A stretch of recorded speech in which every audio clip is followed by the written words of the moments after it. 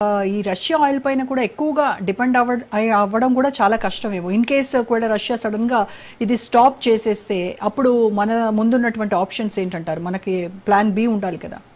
చాలా plan B, plan C. ఇందాక చెప్పినమాట, ఈవేళ కొన్ని సంవత్సరాల క్రితం, 20 సంవత్సరాల క్రితం పీక్ ఆయిల్ వచ్చేస్తుంది అనుకున్నారు. పీక్ ఆయిల్ అంటే ఇంకా ఆయిల్ రిసోర్సెస్ దొరకట్లేదు ప్రపంచంలో.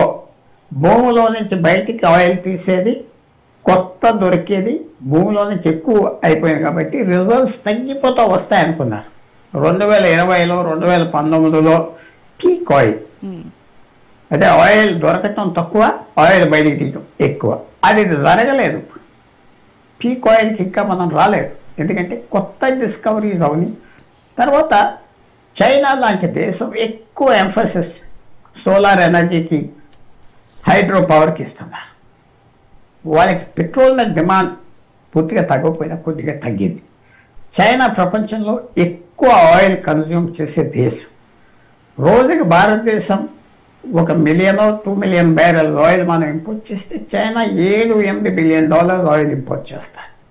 అది తగ్గింది. సో పొజిషన్ మారింది ప్రపంచం. ఇవాళ రష్యా అమ్మకపోతే 3 దేశాలు అమ్మటానికి కువైట్, సౌదీ అరేబియా, ఇరాన్ వీళ్ళందరూ రెడీగా ఉన్నారు అమ్మటానికి. అమెరికా రెడీగా ఉన్నారు అమ్మటానికి. సో ఆయిల్ షార్టేజ్ లేదు కాబట్టి పెద్ద ఎవరు నిద్రపోయేంత వరి ఎవరికి ఉండదు. రష్యాను ఆయిల్ కొనకూడదు, శాంక్షన్ చేస్తామంటే 3 నెలలు టైం అడుగుతాం. 3 నెలల్లో ఎన్ని మార్పులు వస్తాయో ఎవరు చెప్తాం. అందువల్ల అలా చేసాం. పూర్వం కూడా ఇరాన్తో కూడా మీరు కొనడానికి వీల్లేదంటే మాకు కొన్ని కాంట్రాక్ట్స్ ఉన్నాయి, మేము మానేస్తాం 3 నెలలు అని చెప్పి అలా టైం గడిపేశాం. సో అది పెద్ద మనకి భారతదేశానికి నొప్పి అనుకోవట్లేదు. రష్యా నుంచి మనం అంటే చౌకగా ఆయిల్ తీసుకోవడం అనేది మనకి ఎంతవరకు హెల్ప్ అయిందంటారు? అంటే లైక్ ఫ్యాక్టరీస్ గ్రోత్ అవ్వడం కావచ్చు, అలాగే ఇన్ఫ్లేషన్కి సంబంధించి ఫ్యూయల్ రేట్స్ కావచ్చు, వీటన్నింటిపైన చాలా హెల్ప్ అయిందని అనుకోవచ్చు అంటారు? చాలా. ఎందుకంటే 2014లో భారతదేశం ఆయిల్ $150 బ్యారెల్ కొనుక్కునేది. 2014 నుంచి $40, $50, ఎక్కువ వెళ్తే $70 కొట్టాను. కానీ భారతదేశంలో పెట్రోల్ ధర, డీజిల్ ధర తగ్గించలేదు కదా.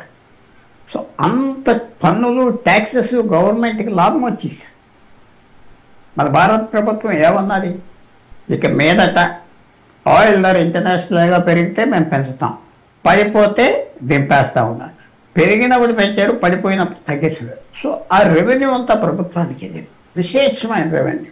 నా లెక్క ప్రకారంగా నెలకి 3 లక్షల కోట్లు వెళ్ళింది. 3 లక్షల కోట్లు అంటే చాలా పెద్ద లెక్క. ఆ డబ్బుతోనే ఇన్ఫ్రాస్ట్రక్చర్ ఏంటి, డిఫెన్స్ ఏంటి, లేకపోతే ₹1,00,000 కోట్ల ప్లేన్లు ఎక్కడి నుంచి కొన్నారు వీళ్ళు, వెపనరీ ఎక్కడి నుంచి కొన్నారు. ఈ సొమ్ములు, చమురు సొమ్ములు, చౌకగా సొమ్ములు భారతదేశం కొనటం, ఎక్కువ ధరకి భారతదేశంలో అమ్మటం, ఎంతో లాభం వచ్చింది.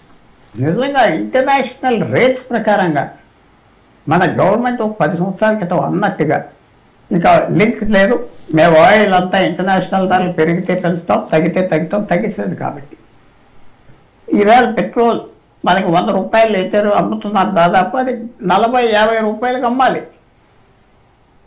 ₹40-50 అమ్మితే లాభం ఏంటంటే ధరలు పడిపోతాయి, ఎక్కువ యాక్టివిటీ ఉంటుంది, మధ్య తరగతి వాళ్ళ దగ్గర, అందరి దగ్గర డబ్బులు చేతులు ఎక్కువ ఉంటాయి, వాళ్ళు ఎక్కువ ఖర్చు పెడతారు, ఆర్థిక వ్యవస్థ పెరుగుతుంది. అవన్నీ ఉన్నాయి, అది ప్రభుత్వం చేయలేదు. ఆ తేడా, ఆయిల్ ధర పడిపోయింది కానీ మీకు ధర తగ్గింది. ఆ తేడా గవర్నమెంట్ వాడుకున్నారు. చాలా పెద్ద విశేషంగా భారతదేశానికి ఉపయోగపడింది, మనకి చాలా అదృష్టంగా ఉపయోగపడింది. ఎందుకంటే ప్రపంచంలో అన్ని దేశాల కంటే ఇంపాక్ట్ ఎవరికంటే ఆయిల్ ధర తగ్గిపోతే భారతదేశం. అది మనకు ఉపయోగపడింది. అది మనం గుర్తుపెట్టుకుని చాలా ఆనందపడవలసిన పరిస్థితి. అది ఎన్ని రోజులు ఉంటుందంటే ఇంకా ఉంటాయి కొన్ని రోజులు. అది లక్కీగా ఫిబ్రవరి 22 నుంచి కాకపోయినా జూన్ 22 నుంచి రష్యన్ ఆయిల్ మనకి మళ్ళీ చౌకగా దొరికింది. సో అది కంటిన్యూ అవుతుంది. 2014 నుంచి 11 సంవత్సరాలు ఆయిల్ ధర ప్రపంచం అంతా తగ్గిపోయింది. అది భారతదేశానికి లాభం చూస్తున్నారు కదా. నెలకి ప్రభుత్వానికి 3 లక్షల కోట్లు అన్న ఉద్యోగం చెప్తున్నా లాభం వస్తుంది.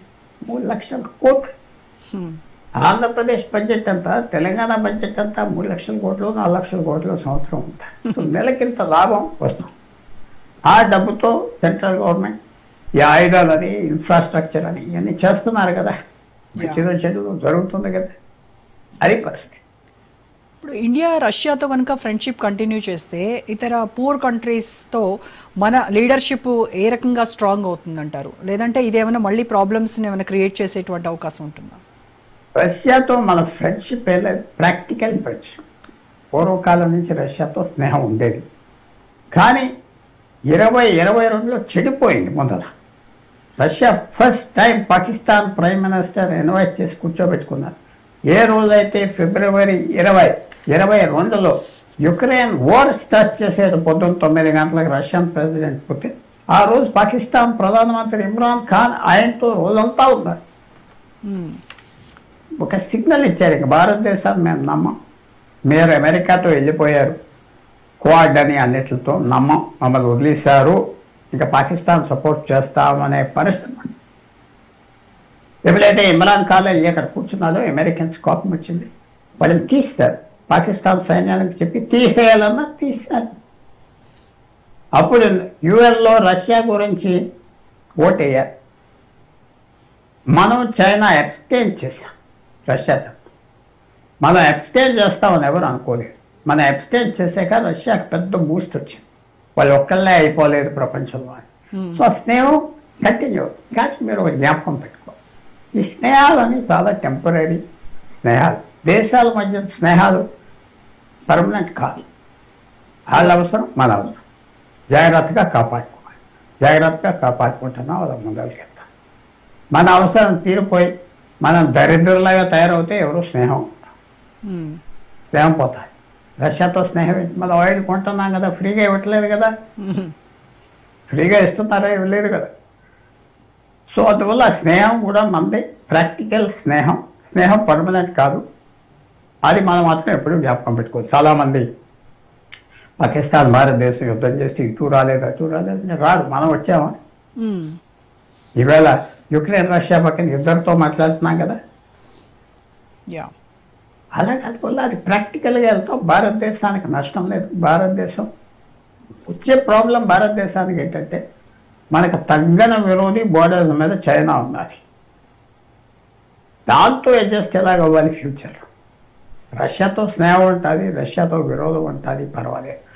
చైనా పెరిగే కొద్ది ప్రపంచం, అమెరికా యూరప్ వాళ్ళని అపోజ్ చేస్తారా చైనాని? చాలామంది అనుకుంటున్నారు చైనాతో డొనాల్డ్ ట్రంప్ అగ్రిమెంట్కి వస్తే అందరినీ మర్చిపోతాడు. మన చిన్న విషయం కూడా మీకు చెప్తున్నా, పాకిస్తాన్ ఆర్మీ చీఫ్ వెళ్ళి డొనాల్డ్ ట్రంప్తో కూర్చున్నాడు కదా, అంటే అందరూ ఏమనుకున్నారు, ఏదో పాకిస్తాన్ కోసం చేస్తున్నారు అంతే కదా. అసలు ఎందుకు వెళ్ళాడు? నాలాంటి అనుమానం ఏంటంటే ఆయన డొనాల్డ్ ట్రంప్కి చైనా నుంచి మెసేజ్ తీసుకెళ్ళాడు. ఆయన డొనాల్డ్ ట్రంప్కి చెప్పాడు, మాట చైనా చాలా దగ్గర, మేము మధ్యవర్తిగా ఉంటాం, మీ ఇద్దరికి విరోధం వద్దు అని చెప్తానికి వెళ్ళాడు. అది నా అనుమానం, పూర్తి అనుమానం. రోజు రోజు బయటకు వస్తారో చూస్తాను. లేకపోతే పాకిస్తాన్ గురించి చదివారు. 1971లో అమెరికా చైనాను ఎవరి దగ్గర తీసుకొచ్చారు? పాకిస్తాన్ దగ్గర తీసుకొచ్చారు. కరెక్ట్. ఇద్దరికి మీ ఇద్దరు స్నేహంగా ఉంటే మంచి. ఇప్పుడు కూడా అదే చేస్తున్నారు, ఆ ప్లాన్ చేస్తున్నారు. డొనాల్డ్ ట్రంప్తో ఏ నిమిషమైనా వదిలేసి వెళ్ళిపోవచ్చు. చైనాతో అగ్రిమెంట్ కావాలి డొనాల్డ్ ట్రంప్కి, చాలా అర్జెంట్గా కావాలి. ఆయన ఎకానమీ అంతా ఫెయిల్ అయిపోతుంది చైనాతో యుద్ధం చేస్తే, ట్రేడ్ వార్ ఇవన్నీ. ఏదో రకంగా చైనాతో ఎదిరిస్తే బెదర్తలేదు చైనా, తగ్గిపోయాలి, అగ్రిమెంట్కి రావాలి. సో ఇవన్నీ ఏదో చెప్తానంటే ఇవన్నీ టెంపరీ. మనకి అమెరికా చైనా మళ్ళీ స్నేహం అయిపోయారంటే మనం ఇంకో దారి చూసుకోవాలి. అమెరికా చైనా స్నేహం డొనాల్డ్ ట్రంప్ టైంలో అయిపోయారంటే చైనా ఇష్టం వచ్చినట్టుగా మనతో ప్రవర్తిస్తారు. అది మనం ఎక్స్పెక్ట్ చేసి చైనాతో మంచిగా ఉండాలి, రష్యాతో మంచిగా ఉండాలి. అమెరికా, జపాన్, కొరియా అలాంటి దేశాలు నమ్మట్లేదు. మనం ఎక్కడ నమ్ముతాం? 70 సంవత్సరాలు వాళ్ళకి అగ్రిమెంట్స్ ఉన్న వాళ్ళే నమ్మట్లేదు, వదిలేసారు. సో ఇదంతా ఏంటంటే ఫ్లూయిడ్ సిచ్యువేషన్. ఇంటర్నేషనల్ రిలేషన్స్ పర్మనెంట్గా ఏం లేవు, రోజు రోజుకి జరుగుతాయి. రష్యా మనకు ఆయిల్ అమ్మటం అని లేదు, కొనుక్కోవడం ఉంటే ఏం చేస్తామంటే ఏం బాధ లేదు. ఇతర దేశాలు అమ్మటానికి సర్ప్లస్ ఆయిల్ ఉన్నది.